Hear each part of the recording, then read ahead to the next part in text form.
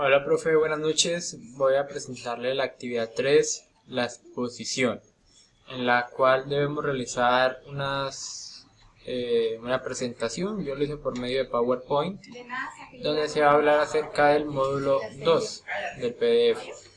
Y en un lenguaje de programación a nuestra lección debemos crear eh, unas, debemos crear unos códigos del módulo 2, de lo que es el módulo 2, donde vamos a tener que hablar del concepto, la definición, la declaración, la inicialización, tamaño y acceso de las estructuras de datos y el uso de esas estructuras en los códigos, que es lo que vamos a ver.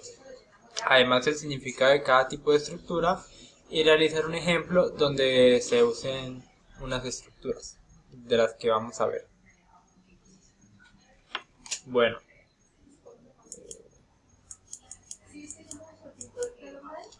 Bueno, entonces, y para finalizar vamos a hablar acerca de los apuntadores y explicar en qué lenguaje se usan y por qué.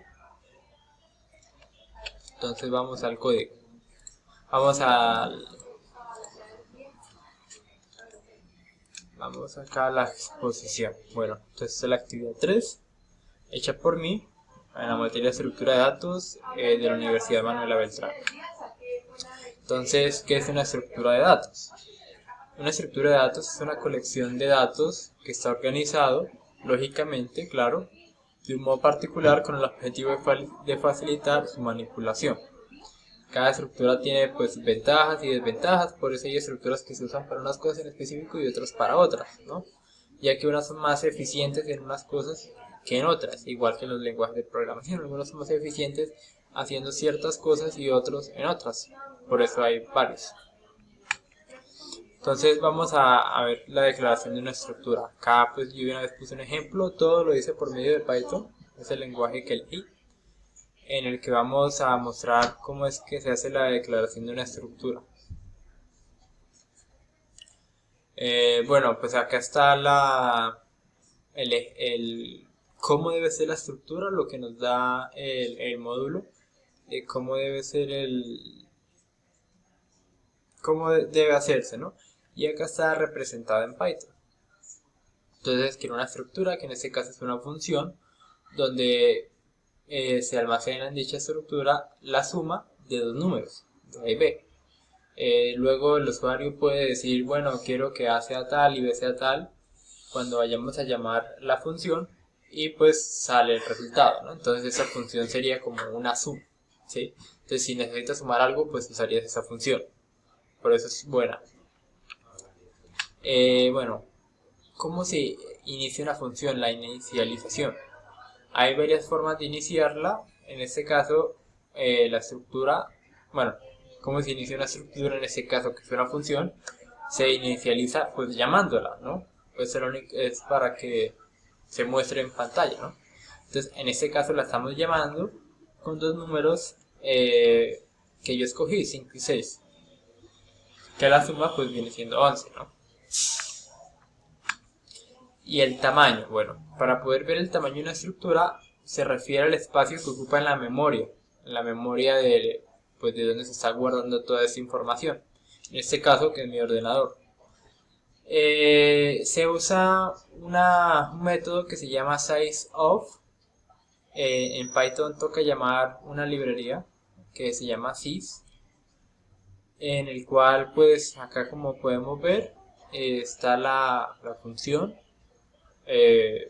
Y al final pongo size.get, este es el método que se usa, size.get sizeof, para saber el size, el tamaño de la estructura, que en este caso el tamaño es 11.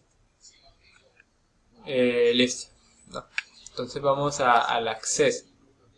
El acceso es debido a los miembros de una estructura de datos que se procesan generalmente de modo individual. La idea es que se pueda acceder a cada uno de los miembros individuales de una manera de una variable estructura. Cuando tenemos almacenada información dentro de una estructura, podemos acceder a los miembros de ella de dos maneras, ¿no? Utilizando el operador punto y utilizando el operador puntero. Python no usa punteros, es algo que lo vamos a ver adelante, entonces yo usé esto. el punto para poder acceder a dicha estructura, ¿no? En este caso, esta estructura es una lista. Bueno, hay dos estructuras, una lista y una función. Para poder acceder a la información de esta lista, importe un método, que este método es el método random.choice. ¿Esto para qué sirve? Para que de la lista acceda a un número al azar, y eso es lo que lo devuelva, y es lo que vamos a imprimir en esa función, ¿no? Entonces, en los casos anteriores habíamos escogido dos números específicos que yo había escogido. Ahora acá vamos a acceder a una lista en la cual vamos a escoger dos números al azar para que finalmente pues tengamos pues dicha suma de esos dos números. Se puede hacer con demás cosas, pueden ser nombres, cadenas, strings, integer, floats, diccionarios, etcétera, ¿no? Y con diferentes métodos, no solo choice, puede ser por medio de un índice, etcétera. Bueno, los tipos de estructura. Hay varios tipos de estructuras que son las anidadas, que se utilizan,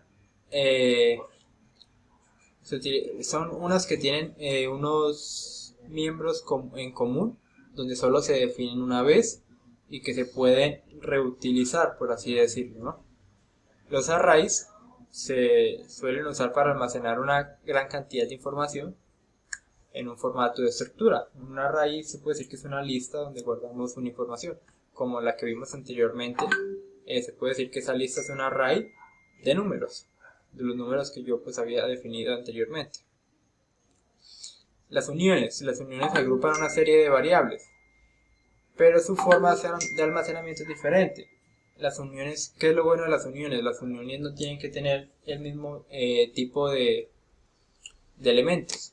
Un array sí lo tiene. Un array tiene solo números, un array tiene solo integers, un array solo tiene floats, un array solo tiene strings.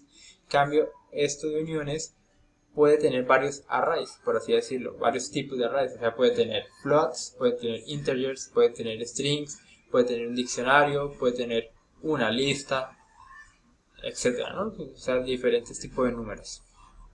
Las enumeraciones. La enumeración es una colección de uno o más tipos de datos llamados miembros, cada uno de los cuales puede ser de un tipo de dato diferente, como parecido a las uniones. Y el typedef es para definir cada tipo de dato, ¿no? Entonces, creo que acá lo habíamos usado. No. Bueno, el typedef se suele usar para saber qué tipo de dato es. Por ejemplo, si yo quiero acá en la lista saber qué tipo de dato es esta estructura, yo lo encierro en un type y lo imprimo. Le doy print type y pues lo encierro en la lista y me arroja qué tipo es. En este caso arrojaría que es un class list, o sea, va a ser tipo list. Bueno, acá vamos a ver un ejemplo donde vamos a correr varios tipos de estructura, ¿no? Acá llamamos dos métodos, el random y el randint. Ya vamos a ver por qué, ¿no? Entonces vamos a crear un número random. Bueno, esto es una lista de números random. En este caso no puse número por número porque sería tedioso estar escribiendo número por número 1, 2, 3, 4, 5, sino creé un randint donde va a escoger un número aleatorio de entre el 1 al 36. Hay que tener algo en cuenta, que el 36 no está incluido, solo incluye desde el primero hasta el penúltimo, o sea, del 1 al 35 va a escoger entre esos números. Luego pues creamos, se puede decir, una lista de strings, donde hay unos nombres que yo pues anteriormente sí he escogido. Ahí están los nombres que escogí. Y luego vamos a crear dos estructuras, que son dos funciones, en las cuales va a ser el mismo procedimiento que vamos a poner un loop if, en donde vamos a mirar ciertas características, ¿no? donde si la edad es mayor o menor a 18, o sea, si tú eres mayor o igual a 18, tú eres mayor de edad, porque de los 18 hasta infinito, tú eres mayor de edad. Entonces, si el número random que escogemos acá es mayor a 18, bueno, ahora vamos a ver cuando la llamemos, creé dos variables de la función, o sea, dos variables dentro de la función que solo aplican dentro de la función en la que va a llamar el nombre, es donde se va a escoger un nombre aleatorio de acá, que ya vamos a ver cómo lo hicimos, y luego la edad, que es pues el número aleatorio que salga acá, ¿no? Entonces, si la edad que yo escogí es mayor o igual a 18, entonces vamos a guardarse en una, se puede decir que es un array, en una variable que la llame menor mayor edad, ¿no? O sea, si yo tengo más de 18 o 18, soy mayor de edad. Pero, bueno, o el if la edad es menor a 18, o sea, de 17 hacia abajo, entonces yo soy menor de edad. Y vamos a imprimir en pantalla, pues, el nombre, o sea, el nombre aleatorio que ya vamos a mostrar es menor mayor, o sea, la edad, o sea, digamos, yo, Nicolás, mi nombre es Nicolás, Nicolás yo tengo 21 años, perdón, yo tengo 21 años, entonces acá se hace la comparación, entonces acá dice, bueno, entonces como tiene 21 es mayor de edad, ¿no? Entonces vamos a imprimir mayor de edad, entonces Nicolás es mayor de edad porque tiene la edad 21, que ya hemos dicho anteriormente, tiene 21 años. ¿Esta qué hace? Hace exactamente lo mismo, solamente que pues quise crear otra para que arrojara dos nombres diferentes y dos edades diferentes. Y luego al momento de que vamos a llamar las funciones, vamos a pues la función se llama estructura y la otra función se llama estructura 1, donde vamos en nombres, o sea, esta lista de nombres de strings, vamos a escoger uno en específico. Y esto usamos random.choice para buscar uno en específico, ¿no? Uno al azar. Entonces random.choice nombres. Esto va a guardarse en esta variable interna, nombre. Y esta variable interna.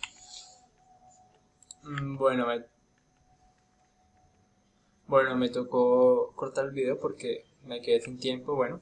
Entonces, como ya expliqué, pues se va guardando en cada variable interna y al final pues voy a imprimir la edad de cada uno, ¿no? En este caso, el nombre y la edad. En este caso, William es el nombre al azar que se escogió de esta lista de strings y es mayor, pues como la edad es 28, entonces va a decir que es mayor, ¿no? Porque es mayor a 18 o igual. Y igual con Ramiro. Ramiro es un nombre al azar que se escogió y es mayor de edad porque tiene 23. Entonces, ¿qué son los apuntadores? Los apuntadores o punteros es una variable que guarda una dirección de memoria. O sea, ¿qué quiere decir esto? Que un puntero es el lugar donde apunta que queremos almacenar un valor. Un ejemplo, yo quiero que en la posición tal que se guarde tal dato. Para eso son los punteros, para guardar en una posición específica se almacene pues dicha información. Los dos lenguajes que usan de manera explícita los punteros son C y C o C++, por tres características principales. Lo voy a decir rápido porque me queda menos de un minuto. Porque los usa para asignar nuevos objetos del montón, para pasar funciones a otras funciones y para iterar los elementos de matrices u otras estructuras de datos. Todo esto lo saqué de la página oficial de Microsoft, donde nos habla a profundidad acerca de esto. Entonces, profe, esto es todo. Espero que le haya gustado y no tengo nada más que decir. Que tenga una muy buena noche. Igual, compañeros, espero que les haya gustado y hasta luego.